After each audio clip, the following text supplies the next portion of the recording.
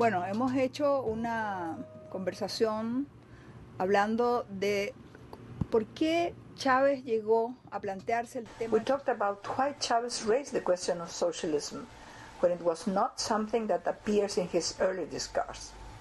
We saw that he pointed out the difference between the socialism of the 20th century and that of the 21st century.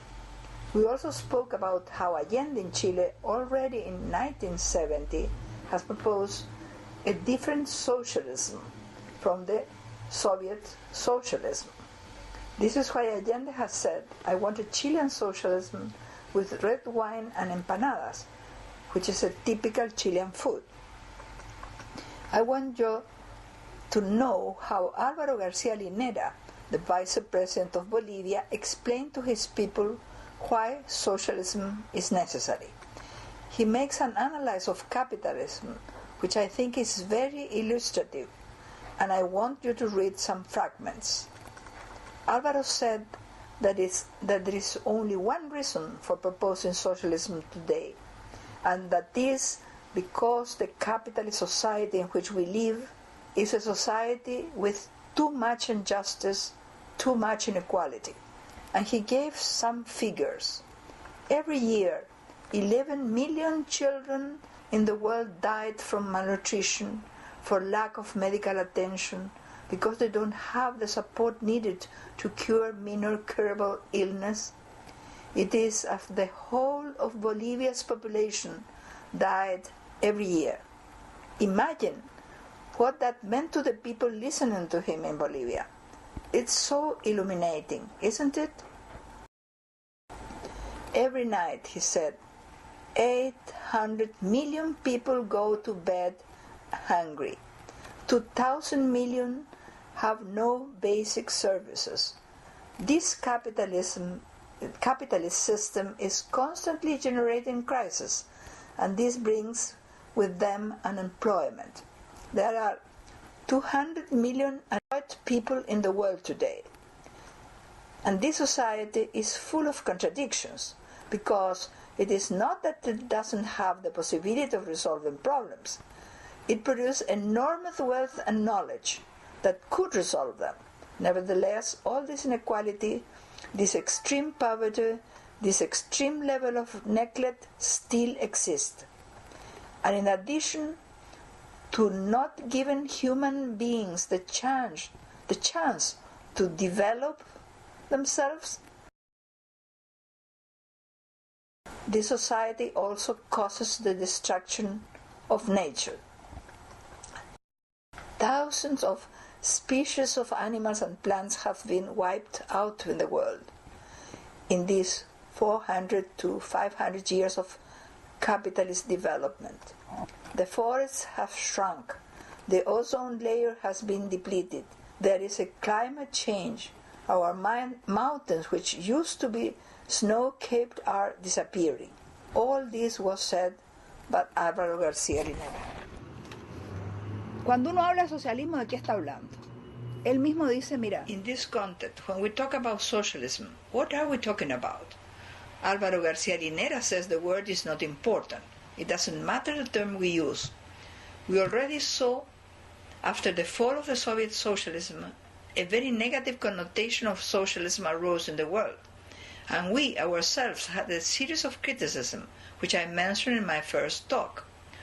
So he says it doesn't matter what we call it. We can call it socialism if we want. We can call it communitarianism or community socialism. For Bolivia in particular, this is related to the community experiences of the indigenous. We can call it, as Evo Morales says, the society of living well, not of living better and better, of consuming. We can call it also, as the Equatorian comrades, the society of life in plenitude. The name doesn't matter. Presidente Chavez has wanted to call him socialism of the 21st century, to differentiate it from the Soviet Union socialism, and that of the countries which follow its model, which fell into a series of deviations. Doesn't matter the name we use. What we must be clear is we cannot copy neither export models. There is no one model, no manual who could tell us how to build socialism today. Hay algunos rasgos comunes, claro. El socialismo tiene que... Socialism must be built in particular specific way in each country. Nevertheless, there are obviously some general characteristics which led us to call it socialism. What are these features? Basically, that there has to be a transformation of the economic model based in the logic of profit. It has to be replaced by one based in the logic which responds to the people's needs. Participative and protagonistic democracy must be the central feature. Chavez talks about socialism ethics, love, solidarity, equality between men and women, between all human beings. These socialist ideas and values are very ancient, says Chavez. They can be found in the Old Testament. The prophets spoke of this value. Jesus Christ talks about these values. And Chavez, like Mariátegui, thinks that the 21st century socialism can be neither a replica nor a copy, but instead, as Mariátegui says, an heroic creation. This is why Chavez talks about Bolivarian, Christian, Robinsonian, Indo-American socialism.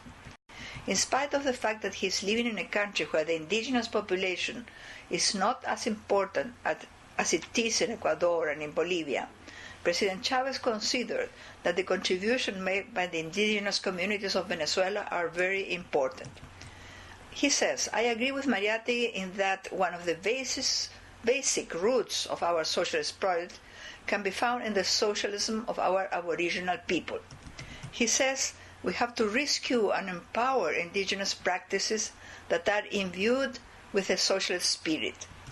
This socialism, says Vicepresidente Álvaro García, points to the need to rescue all of these communal values which we have already found in Bolivians' indigenous communities. He speaks about the communal civilization, where technological procedures are based on the strength of the masses, on small family holding, on communal management of land, on the way economic and political activities merge, on the fact that the political authorities and institutions are elected in a very different way from the bourgeois liberal democracy. By a system where deliberation is more important than elections, where the mandate can be rescinded, where leadership positions are rotated.